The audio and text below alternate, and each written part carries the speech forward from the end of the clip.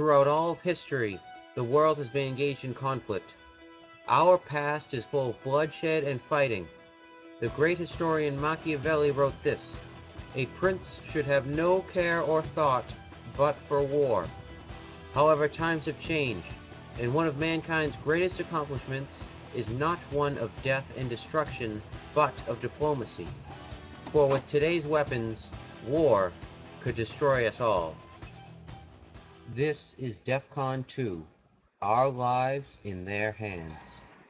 In 1949, the USSR acquired nuclear technology, ushering in the Cold War, an undeclared contest between capitalism and communism. The two nations of America and the Soviet Union clashed at every possible intersection, starting crises like the Berlin airlift in 1948, the Korean War, the space race in 1957, and the Berlin Wall in 1961. But the scariest event was yet to come. He thought the missiles were not fully operational, but they were. That something bad really could have happened. I was waiting for the bombs to strike. It started as a plan. The Soviets had nowhere else to turn, and it seemed their entire nation would be destroyed by the Americans. But there was one way out. Cuba was right under their nose, and if the Soviets could take advantage of Cuba, they might have a chance in the Cold War. He basically says that the United States had ringed the Soviet Union with nuclear bases, including bases, say, in Turkey, that were right on the Soviet border, and that he wanted to make the United States feel as insecure and as threatened as the Soviets felt. And therefore, he felt that by placing nuclear missiles in Cuba, he would equalize that situation. So the Soviets sent ships to buy the excess cargo that the Americans had boycotted just weeks before, and slowly but surely, Cuba became a communist nation, the first in North America. At the time, Cuba was controlled by a dictator named Fidel Castro. Castro was born in Cuba in 1926. He was well educated with a law degree from the University of Havana. Castro grew up in Cuba under the oppressive communist Batista regime. Batista was greedy and very unpopular, and in 1953, Castro led a group of Cuban rebels in an attempt to overthrow the communist government. Castro effectively used guerrilla warfare, and on January 1st, 1959, Batista fled the country and Castro took over.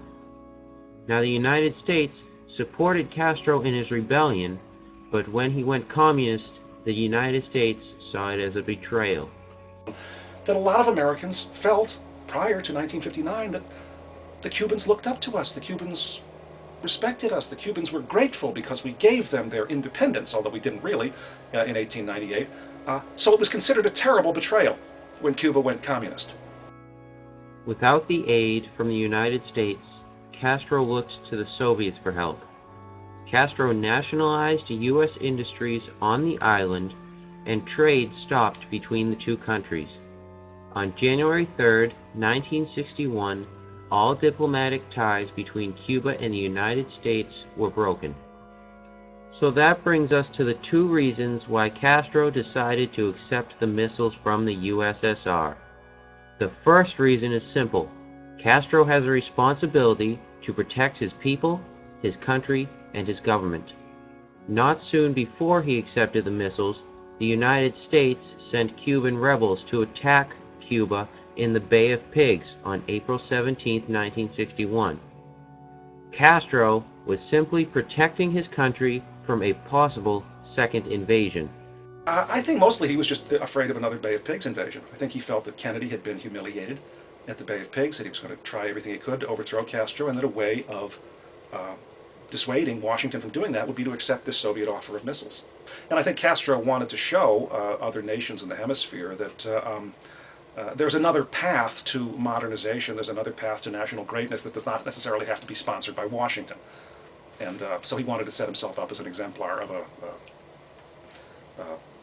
a new kind of Latin American nation that didn't depend for its defense or self-respect and economic wherewithal on the United States. the United States, proud, a superpower of the world. Its people were united and confident in their government, and they had a huge advantage in the Cold War. They had far more warheads than the Soviets, and they were placed all over Europe. It was a strong time for America, until Kennedy learned of the missiles. He was told that they had 7 days before they became operational, and everyone who knew about it was terrified. They told him an immediate strike was necessary, but Kennedy kept a clear head. As a consequence of the Bay of Pigs, he is much less willing to abdicate authority or just to rely upon the judgment of people who may have really impressive pedigrees, but who, when push comes to shove, turn out to be wrong. So I think that's what gave rise to that possibly apocryphal story at the height of the Cuban Missile Crisis, when Kennedy went around the room in the executive committee and said, "How many of you guys think we should launch a preemptive strike?" And every person in the room said yes, and Kennedy allegedly said, "All right," and I say no, and I guess the no's have it. The missiles were in Cuba, a country not only very near to the United States, but also a country demonized in recent years for being communist. Indeed, every man, woman, and child in Cuba had been trained for war. Over 6 million people. Their enemy is America, you and me, and the Cuban children who know Americans only through Castro's lies are growing up. When they do, World War III may be fought in New Orleans and New York, not Normandy and Naples. Kennedy knew that the American people would be terrified to hear that there were nuclear missiles in Cuba, so he kept the information from them for as long as he could. This may have been a good thing. After all, ignorance is bliss, but some people feel that he should have told the public. I don't see what ill could have resulted from him basically stating the facts, rather than waiting to come forward with the situation when he finally made that famous televised address. Well, whether it was their right to know or not, or whether Kennedy had a responsibility to tell them, is up to you. But eventually he did announce the situation, and the majority of Americans were terrified, to say the least. Your Uncle Bob was a baby, 6 months old. And I got all dressed up. I did my nails, I did my hair, I got all dressed up. I dressed the baby up. And when your grandfather came home, he didn't know what was happening. I was waiting for the bombs to strike. And he got scared. But thank goodness they didn't strike. It sounded with alarm. The Russian ships were sailing all across the sea.